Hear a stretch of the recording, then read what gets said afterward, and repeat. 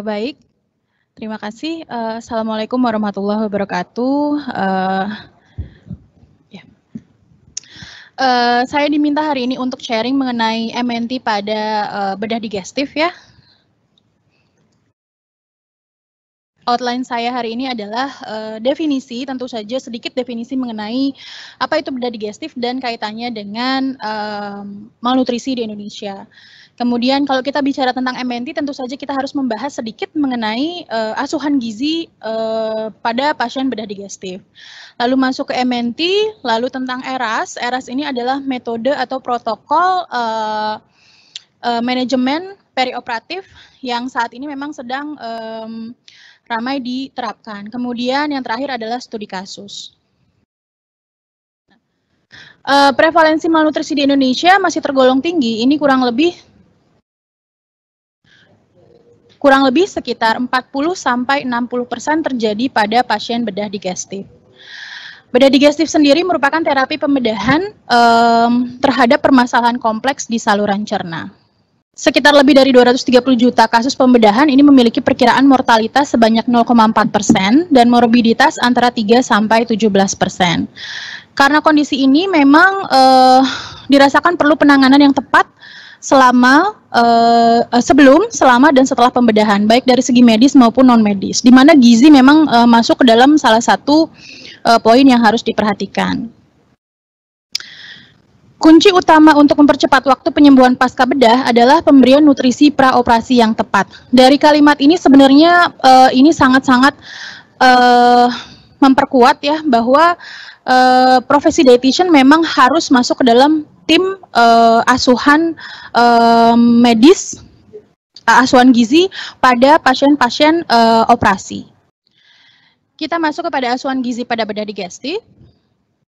Nah, sebelum kita melakukan asuhan gizi, tentu saja kita akan melakukan screening gizi ya. Screening gizi ini bisa dilakukan untuk mendeteksi malnutrisi.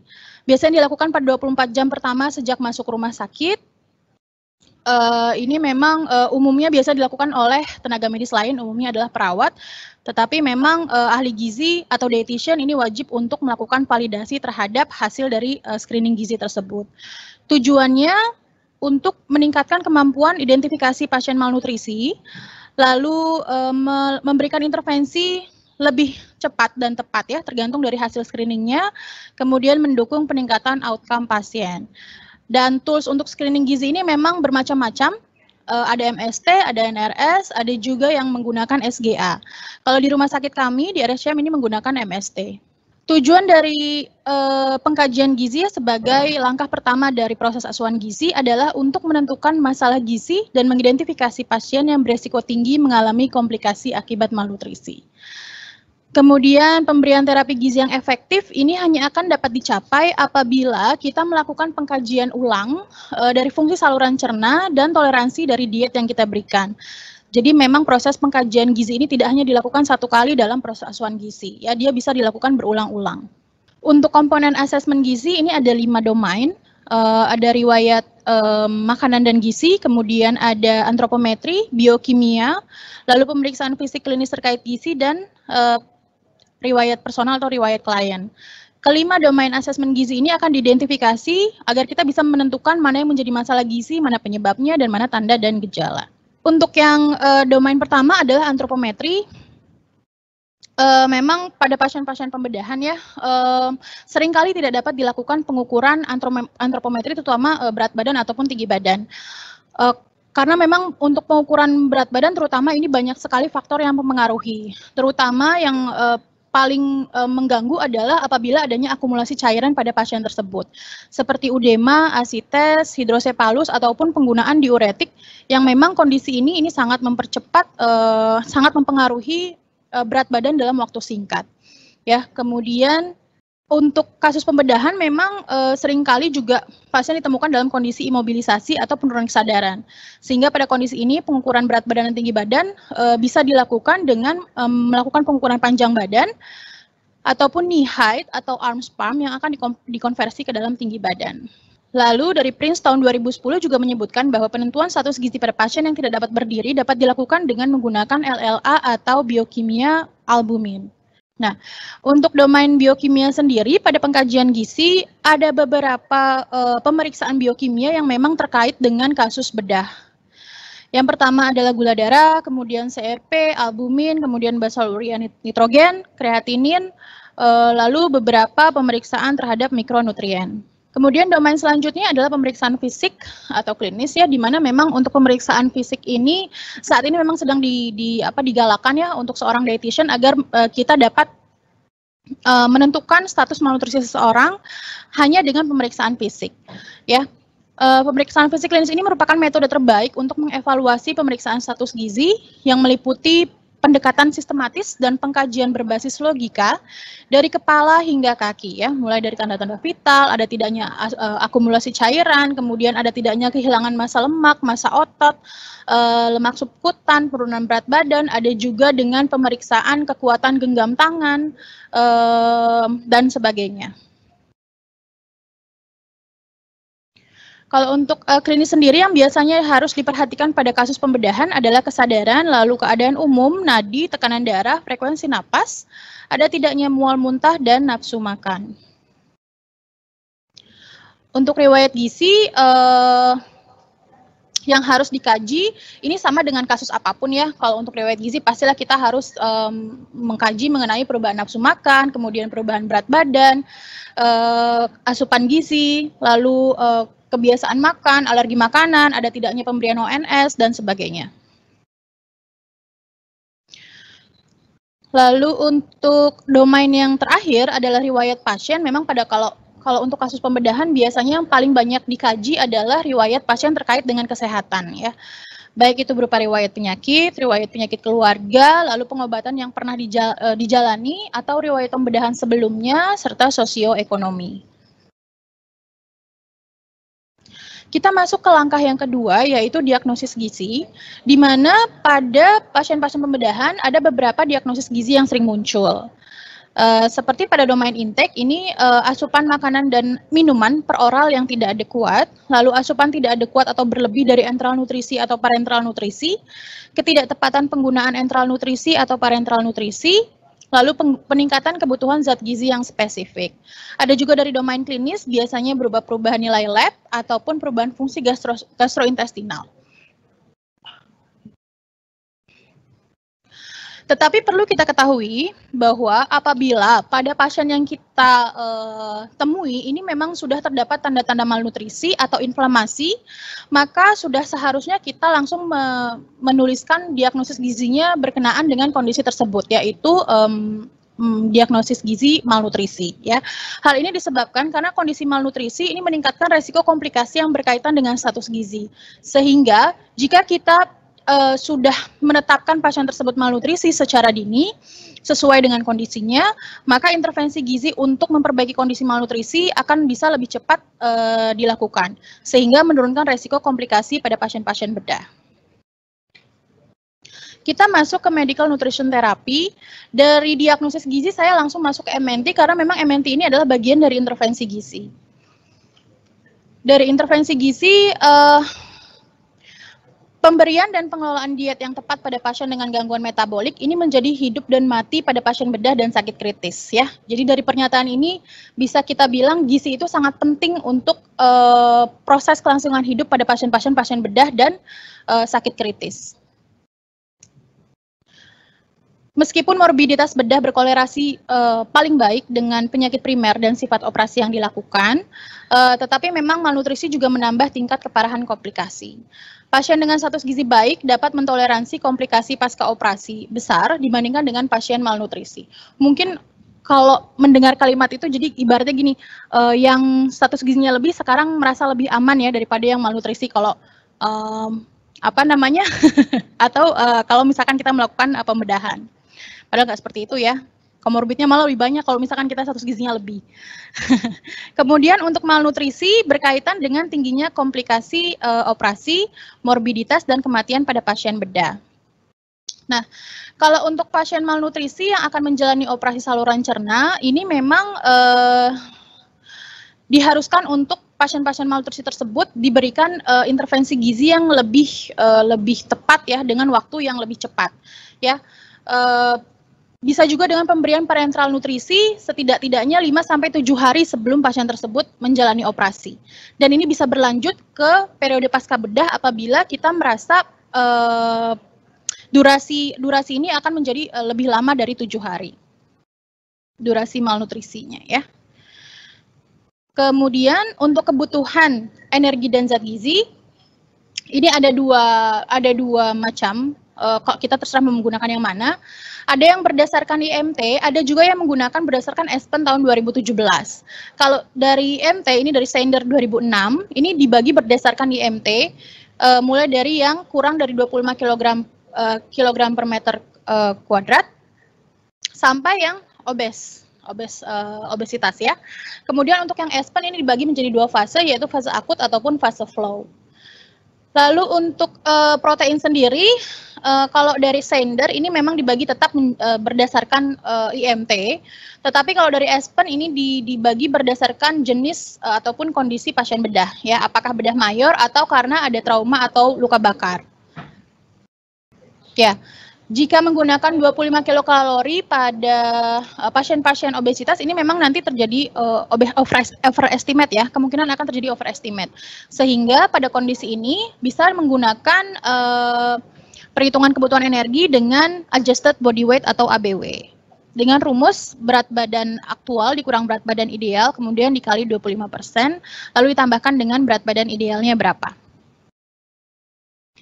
Untuk pemberian lemak, seperti dari pembicara 2 ya, Pak Agus menjelaskan bahwa memang pemberian lemak ini direkomendasikan adalah salah satunya omega 3 sebagai antiinflamasi. Lalu untuk karbohidrat proporsinya memang diberikan sebesar 60/40 atau 70/30 untuk mencegah penggunaan protein sebagai sumber energi. Jadi kita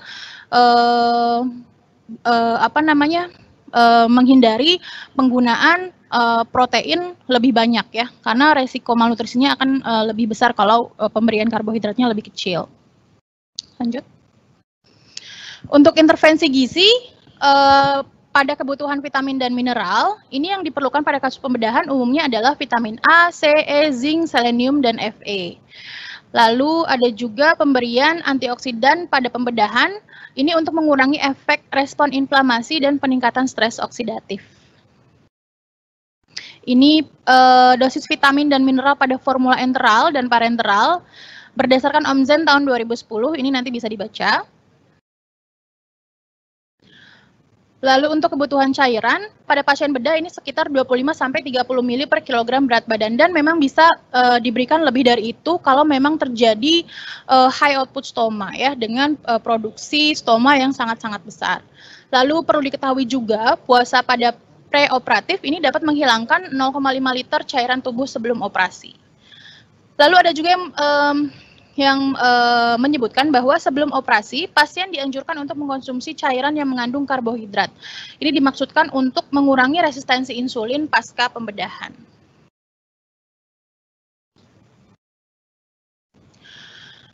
Bagaimana dengan diet preoperasinya? Saat ini memang puasa malam hari untuk persiapan preoperasi dirasa tidak perlu ya, sehingga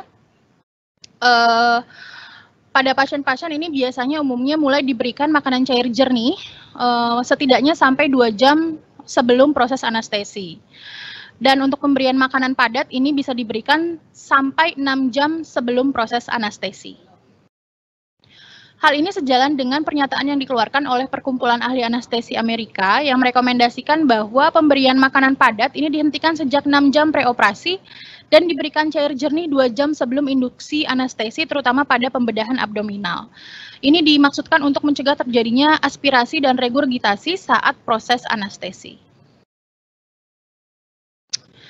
Lalu memang pada pasien-pasien preoperasi ini disarankan untuk diberikan makanan cair tinggi karbohidrat. Ini untuk meningkatkan glikemik, kemudian mengontrol dan mengurangi kehilangan nitrogen, massa tubuh tanpa lemak, dan kekuatan otot setelah dilakukan operasi saluran cerna, terutama pada bagian perut dan kolorektal. Untuk pembedahan kolon, ini sebaiknya diberikan makanan yang diet rendah serat atau makanan cair 1-2 hari sebelum operasi ya. Ini untuk membuat kondisi kolon terbebas dari residu sehingga mencegah infeksi pada pasca pembedahan.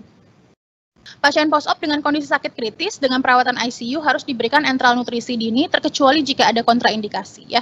Sekarang memang sudah trennya untuk early enteral ya. Jadi sudah bukan diposakan jangka waktu lama menunggu. Kalau zaman dulu kan nunggu flatus dulu, nunggu bising usus dulu gitu ya. Itu sebagai indikator seseorang boleh diberikan makan atau tidak. Tapi kalau sekarang trennya sudah berubah lebih ke early feeding.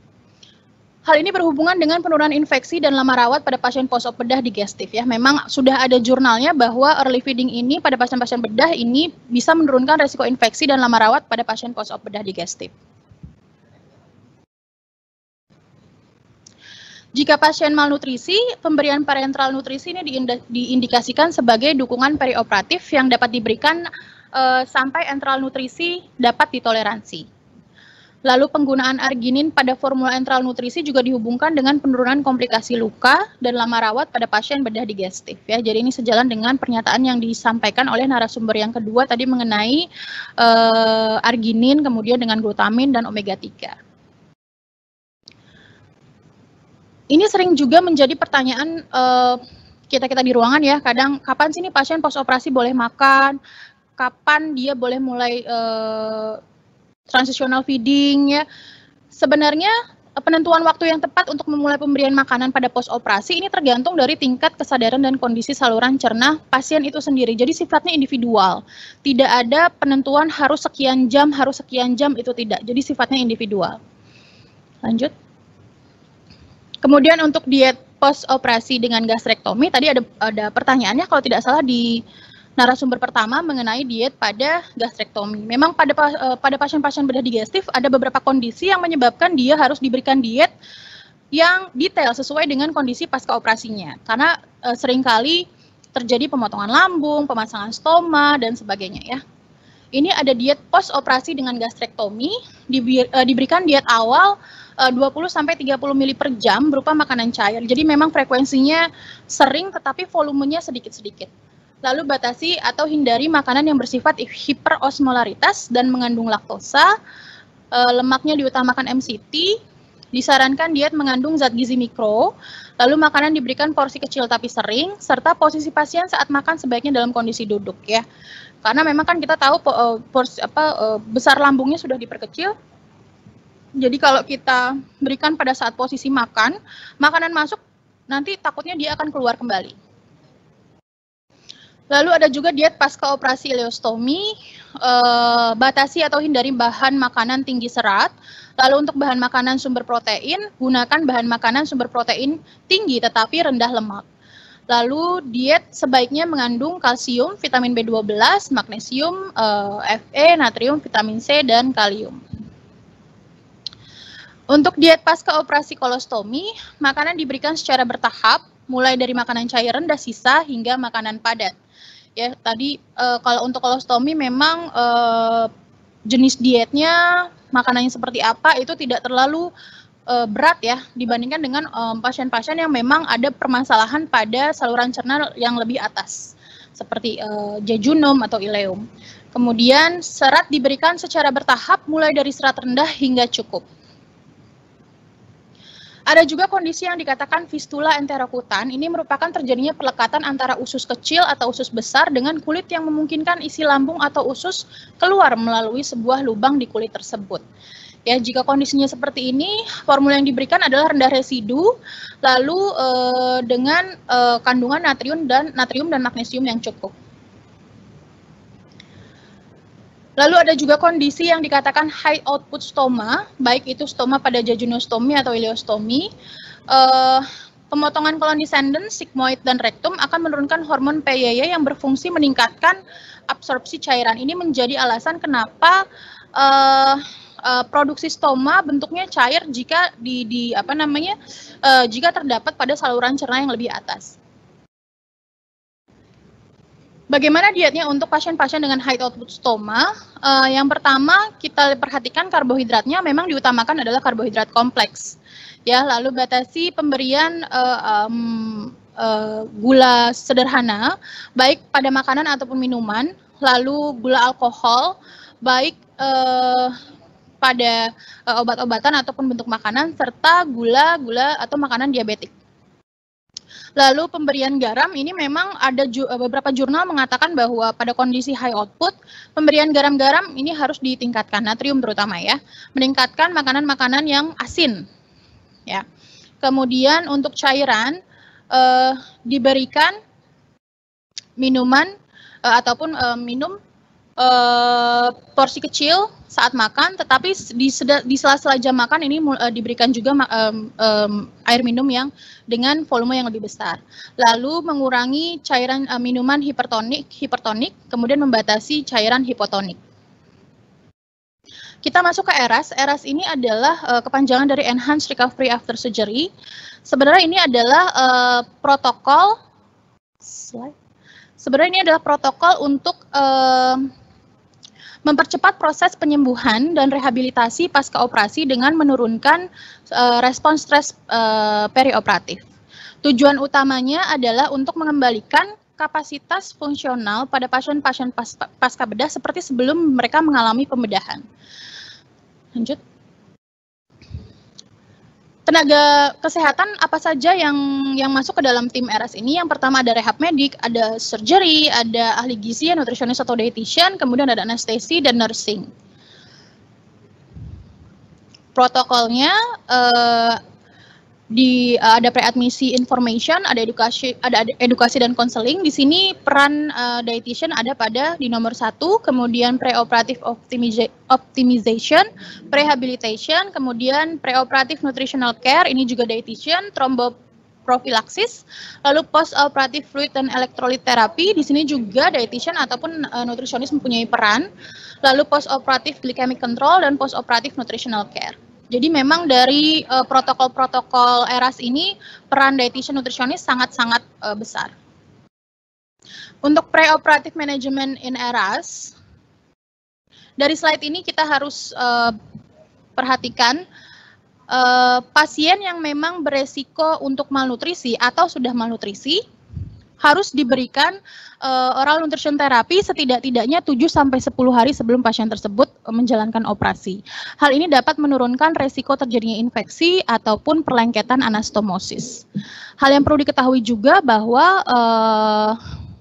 nilai albumin yang rendah pada preoperatif ini dikaitkan dengan tingginya morbiditas dan mortalitas pada pasien-pasien bedah digestif. Untuk preoperative fluid and electrolyte, ini diberikan karbohidrat, minuman karbohidrat ya 2 jam sebelum operasi. Di slide sebelumnya juga ini sudah dijelaskan. Lalu untuk pasien-pasien preoperasi boleh mengkonsumsi makanan yang lebih padat setidak-tidaknya 6 jam sebelum operasi dan langsung diberikan makanan cair jernih 2 jam sebelum operasi. Pada pasien-pasien yang mengkonsumsi makanan padat tetapi dia tinggi lemak, mungkin saja untuk dilakukan, perlu dipertimbangkan untuk dilakukan puasa lebih dari 6 jam sebelum proses anestesi ya. Mengingat memang sifat dari lemak dan makanan tinggi protein ini, dia bisa memperlambat pengosongan lambung, sehingga jangka untuk puasa preoperasinya menjadi lebih panjang. Bagaimana dengan pasien-pasien yang diabetes? Apakah boleh diberikan makanan cair tinggi karbohidrat? Tentu saja boleh. Ya, ini sudah ada jurnalnya. Pemberian makanan tinggi karbohidrat ini untuk pasien-pasien dengan diabetik boleh diberikan 180 menit atau 3 jam sebelum anestesi. Nah, ini untuk penggunaan parenteral ataupun enteral atau mix ini sebenarnya bagaimana ya pada pasien-pasien bedah? Dikatakan bahwa jika intake dari enteral ini tidak bisa mencukupi atau kurang dari 50% dari kebutuhan kalori selama 7 hari, lebih dari 7 hari, maka kombinasi enteral dan parenteral nutrisi ini memang direkomendasikan.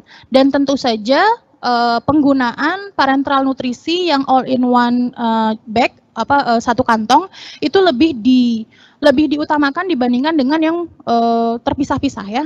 Sumber karbohidratnya terpisah, sumber lemaknya terpisah, proteinnya terpisah, jadi lebih diutamakan yang satu chamber. Pada pasien-pasien dengan malnutrisi atau yang memang sudah malnutrisi, ini perlu dipertimbangkan untuk pemberian zat gizi yang spesifik, seperti pemberian makanan-makanan yang diperkaya dengan omega 3, kemudian nukleotida ataupun arginin. Ya, karena untuk omega 3 ini sendiri dia sebagai antiinflamasi, kemudian bisa menurunkan resiko infeksi dan lama rawat. Lalu untuk ONS dan parenteral nutrition yang diperkaya dengan omega 3 dan arginin ini juga bisa diberikan, dan ini diberikan 7 hari sebelum operasi dan bisa dilanjutkan 5 hari setelah operasi. Untuk postoperatifnya bagaimana? Kita lihat. Untuk postoperatif pemberian cairan dan elektrolit, pasien harus segera diberikan minuman ya ketika sudah bangun dan ketika sudah sadar dan terbebas dari mual muntah setelah operasi. Dan oral diet ini bisa diberikan setidaknya 4 jam setelah operasi jika memang tidak ada keluhan gastrointestinal. Kemudian untuk postoperative nutritional care, early oral diet ini dikatakan aman diberikan 4 jam setelah operasi, tetapi tentu saja kembali lagi ini sifatnya per individu ya, seperti slide sebelumnya. Ini sifatnya per individu, ini bisa berlaku jika memang tidak ada keluhan saluran cerna setelah post operasi. Pada operasi-operasi transplantasi organ ya, pemberian early feeding ini direkomendasikan dalam 24 jam. Ya, kalau kayak transplantasi ginjal memang di kita banyak ya, ini memang proses recovery-nya juga lumayan cepat dan pemberian dietnya juga cepat, jadi tidak berpuasa lama. Ya, tetapi harus ditingkatkan secara bertahap ya, melihat kondisi dari pasien tersebut. Lanjut. Nah, kita masuk ke studi kasus. Studi kasus ini saya tidak sendiri ya, karena memang saya bekerja di ruang rawat intensive care. Dan untuk sebelum masuk ke ruang rawat intensive care, pasien ini dirawat di ruang rawat bedah oleh dietitian lain, yaitu teman saya sendiri, Vianti Hastuti. Lanjut. Kasusnya wanita usia 51 tahun, masuk rumah sakit dengan keluhan nyeri perut, mual, muntah 5 kali isi cairan bening, sejak 8 jam sebelum masuk rumah sakit. Ada keringat dingin dan sesak, tidak ada flatus, dan belum BAB sejak 3 hari yang lalu. Berat badan saat ini 45 kg dengan tinggi badan 160 cm dan pasiennya tampak kurus. Riwayat jatuh 1 minggu yang lalu dengan benturan keras benda tumpul di bagian perut. Sejak jatuh dan area abdominalnya terbentur, pasien mengeluh sakit perut, hilang timbul, dan tidak ada nafsu makan. Sejak 1 minggu terakhir, OS hanya bisa mengkonsumsi susu 1-2 gelas sehari dan roti manis 1 penukar dalam 1 hari. Jika mengkonsumsi makanan padat, pasien langsung mengeluh perut rasa sakit dan muntah. Lalu saat tiba di IGD, pasien dipasang NGT dan dialirkan sehingga pasien diposakan. Ini adalah tanda-tanda vitalnya dan nilai labnya. Lanjut. Pasien didiagnosa peritonitis generalisata ex causa suspek perforasi ileum pro laparotomi eksplorasi sito. Ya, pasien dijadwalkan dilakukan operasi laparotomi esok harinya, terjadwal pukul 8 pagi. Dari asesmennya untuk domain antropometri ini didapatkan kesannya adalah status gizi kurang. Untuk biokimia, kurang lebih ini masih dalam batas normal ya, memang tidak ada nilai lab albumin. Sementara untuk pemeriksaannya baru ini saja yang dasarnya saja. Untuk asesmen fisik klinik, ini terdapat gangguan saluran cerna karena memang keluhannya banyak sekali ya, dan ini identik dengan keluhan-keluhan pada gangguan saluran cerna. Untuk dietarinya, asupannya selama 1 minggu terakhir tidak adekuat ya, hanya 47% kebutuhan energi dan kebutuhan proteinnya hanya 34%. Lalu untuk riwayat personal, didiagnosa peritonitis generalisata ex causa suspek perforasi ileum pro laparotomi eksplorasi sito. Diagnosis gizinya, seperti yang tadi saya sampaikan, jika sudah ada tanda-tanda malnutrisi, maka langsung saja ditentukan bahwa pasien tersebut malnutrisi pada diagnosa gizinya, ya. Jadi ini pasien ini memang kalau saya lihat fisiknya dia sudah malnutrisi, ya. Tanda-tandanya seperti asupan tidak ada kuat sejak 1 minggu terakhir, lalu IMT-nya juga 17,57 dan tampak kurus. Tujuan dietnya ini mengistirahatkan saluran cerna dan mencegah perburukan kondisi malnutrisi. Targetnya asupan energi minimal 50% dulu, ya, lewat TPN dari kebutuhan dalam 1 kali 24 jam. Implementasinya pasien memang dipuasakan dan diberikan TPN berupa aminofluid 1000 ml per 24 jam. Untuk monitoring dan evaluasinya, pemantauan asupan energi dan zat gizi yang diberikan lewat parenteral nutrisi, lalu toleransi diet, kemudian berat badan. Untuk monitoring evaluasinya, pasien dilakukan operasi laparotomi pada tanggal 13 Juli 2020, ya. Post-op pasien terpasang NGT yang dialirkan dan stoma dengan gastric residual volume 20 ml per 3 jam warna hijau dan produksi stomanya masih minimal. Saat ini pasien dipuasakan dan diberikan TPN berupa aminofluid 500 ml per 12 jam. Ini masih dilanjutkan dietnya. Hasil monitoring evaluasinya, ini memang pasiennya dipuasakan selama kurang lebih 3 hari, ya, pasca operasi. Jadi selama puasa pasien hanya mendapatkan total parenteral nutrisi sebanyak 500 ml per 12 jam. Pasien dipuasakan karena memang produksi NGT dan stomanya masih belum begitu baik, serta balance cairannya juga terutama untuk diuretiknya juga masih sedikit. Lalu pasien mulai mendapatkan makanan cair jernih pada hari keempat, ya, dan tetap diberikan parenteral nutrisi aminofluid 500 ml per 12 jam. Lalu untuk hari berikutnya, karena toleransi cair jernih ini tergolong baik, dari DPJP juga minta untuk diberikan makanan yang lebih padat, ya. Jadi kita berikan makanan cair semi elemental ini 30 ml per jam. Dengan toleransi yang baik, kemudian hari berikutnya juga tetap diberikan makanan cair semi elemental tetapi dipekatkan karena memang kita lihat ini diuresisnya tidak terlalu baik, ya. Memang kalau untuk pasien-pasien dengan pemasangan stoma, hal yang harus dievaluasi adalah NGT, produksi NGT, produksi stoma, dan balance cairan terutama urin outputnya. Lalu untuk tanggal 20 ini diberikan makanan cair semi elemental tetapi volumenya ditambah menjadi 50 ml per jam dengan pemekatan 1 cc 1,2 kalori. Karena memang untuk yang pemekatan 30 ml per jam 1 cc 1,2 kalori toleransinya masih tergolong baik. Lanjut. Nah, tadi diet tersebut adalah diet saat pasiennya di ICU, ya. Untuk persen asupan selama pasien berada di ICU, selama 3 hari pertama hanya total parenteral nutrisi. Lalu dari tanggal 17 sampai 20 ini mulai ada peningkatan energi, peningkatan zat gizi selama perawatan di ICU, ya. Memang bertahap sekali, pelan-pelan dietnya naiknya pelan-pelan karena memang kita harus disesuaikan dengan toleransi pasiennya, kemudian fungsi gastrointestinalnya juga. Lanjut. Setelah beberapa hari di ICU, pasien kemudian dipindahkan ke bangsal non-ICU, ya, ke bangsal bedah. Saat di sana, pasien diberikan makanan cair semi elemental 6 kali 150 ml per oral. Jadi NGT-nya sudah di-off, ya. NGT sudah di-off, pasien sudah bisa dicoba makan per oral. Lalu dilihat ini toleransi dietnya saat diberikan tidak ada kembung, tidak ada nyeri perut. Cairan stoma berwarna kuning 500 ml per 24 jam masih tergolong baik, ya. Lalu berikutnya mulai masuk makanan padat atau makanan yang ada berserat berupa makanan saring porsi kecil 900 ml dengan makanan cair semi elemental tetap diberikan sebagai penambah 2 kali 100 ml.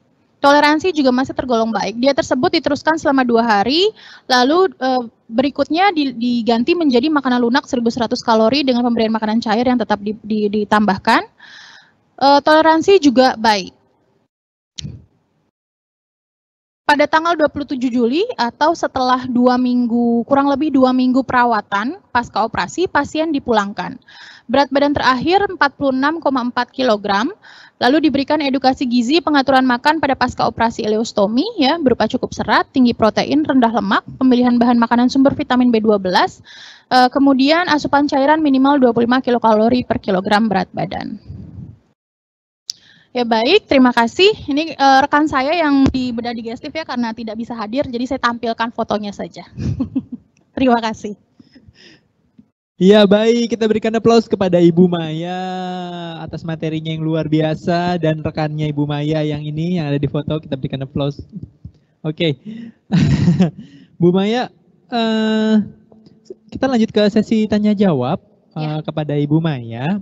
Sebenarnya udah banyak banget pertanyaan nih yang masuk nih, kita saring menjadi beberapa pertanyaan. Untuk teman-teman yang mau bertanya, jangan lupa mengisi link Slido-nya terkait dengan MNT pada bedah digestif. Langsung saja ke term yang pertama. Ya, pertanyaan pertama dari saudari Firlianita RSCM. Halo Firly, terkait dengan pemberian makanan cair karbohidrat 2 jam sebelum pasien operasi, apakah boleh jika diberikan selain maltodextrin, misalnya air gula? Kemudian pertanyaan kedua dari Ibu Rusniati STR Gizi. Pemberian makanan ditingkatkan berjarak berapa lama dan berapa banyak yang harus diberikan pada pasien pasca bedah? Kemudian pertanyaan yang ketiga dari Karina dari Tangerang Selatan. Bagaimana menetapkan kalori harian untuk memberikan makanan bertahap dari pasca operasi?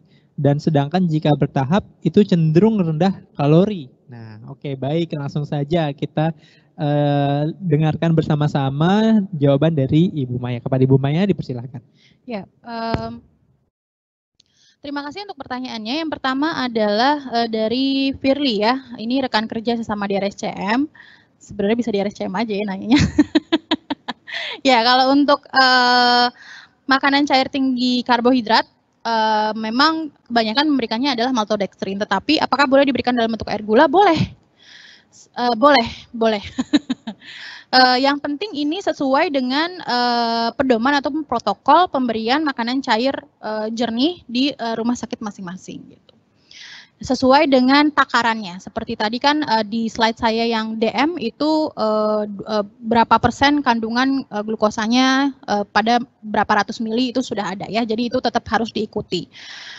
Kemudian selanjutnya adalah pertanyaannya. Pertanyaan dari Bu Rusniati, Bu Maya, pemberian makanan ditingkatkan berjarak berapa lama dan berapa yang harus diberikan nih pada pasien bedah? Ya, kembali lagi seperti yang tadi saya sampaikan bahwa pemberian diet pada pasien bedah pasca bedah itu sifatnya individual. Ya, kita tidak bisa menentukan bahwa pasien yang satu dengan yang lain itu sama. Jadi kita lihat dulu kemampuan dari pasien tersebut pada pasca operasi. Jika sudah sadar, kemudian fungsi saluran cernanya baik, bisa dimulai pemberian makanan cair jernih dulu. Jika toleransi dietnya bagus, pemberian makanan cair jernih pada hari pertama, boleh langsung naik? Boleh, kalau memang daya terimanya bagus. Seberapa banyak yang kita berikan, itu juga tergantung dari kondisi pasiennya. Kita lihat dulu apa-apa saja yang menjadi hal-hal yang harus kita perhatikan. Misalkan pada pasien-pasien dengan pemasangan stoma misalkan. Yang harus diperhatikan itu kan produksi stomanya, kemudian urin outputnya. Kalau memang dia urin outputnya tidak terlalu bagus, berarti cairannya, makanannya yang diberikan tidak boleh terlalu banyak dulu. Kalaupun mau diberikan yang agak padat, ya mau tidak mau densitas kalorinya harus dikentalkan. Jadi memang ini sifatnya sangat-sangat individual. Tidak bisa ditetapkan si A, si B, si C ini sama. Hari pertama dikasih makanan cair jernih, hari kedua makanan cair penuh, kemudian blenderize, saring, nggak bisa. Jadi itu sifatnya individual. Kemudian yang selanjutnya. Yang selanjutnya pertanyaan dari Karina, bagaimana menetapkan kalori harian untuk makanan bertahap dari pasca operasi? Karena jika bertahap itu cenderung rendah kalori, Bu. Ya, kalau yang namanya bertahap pasti ini lebih rendah dari kebutuhan utamanya ya, dari targetnya gitu. Bagaimana cara menentukannya? Kembali lagi, kalau saya pribadi, dan memang ada beberapa jurnal yang mengatakan bahwa pemberian diet pasca operasi itu atau pada pasien-pasien yang memang dia fungsi gastrointestinalnya tidak baik, setidaknya bisa dimulai dari 50% kebutuhan basal. Ya, ini juga berlaku untuk pasien-pasien dengan pemasangan parenteral nutrisi total, gitu. Jadi kalau misalkan pasca bedah dia harus puasa diberikan TPN, seberapa banyak sih kalorinya yang harus diberikan? Itu setidak-tidaknya memenuhi 50% dari kebutuhan basal.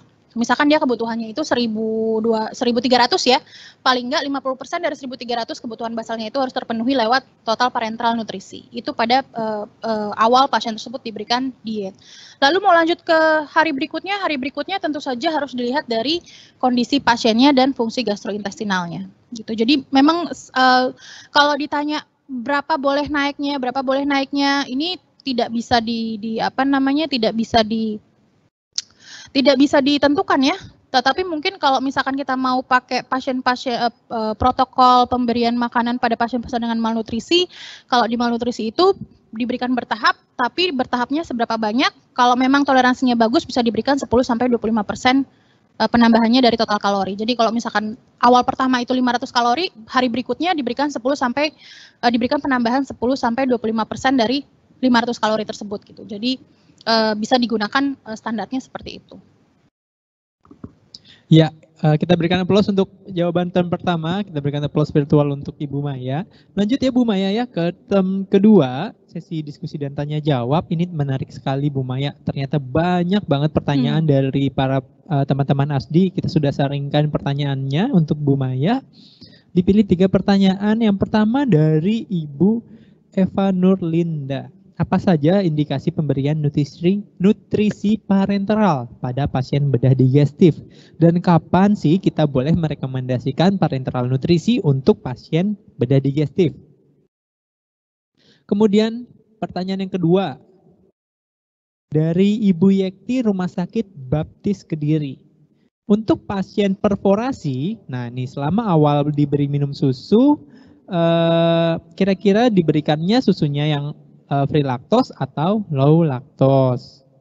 Kemudian yang ketiga, pertanyaan dari Vivi Jakarta, untuk pemberian semi elemental, makanan cairnya contohnya apa Bu? Seperti itu. Baik, kepada Ibu Maya dipersilakan.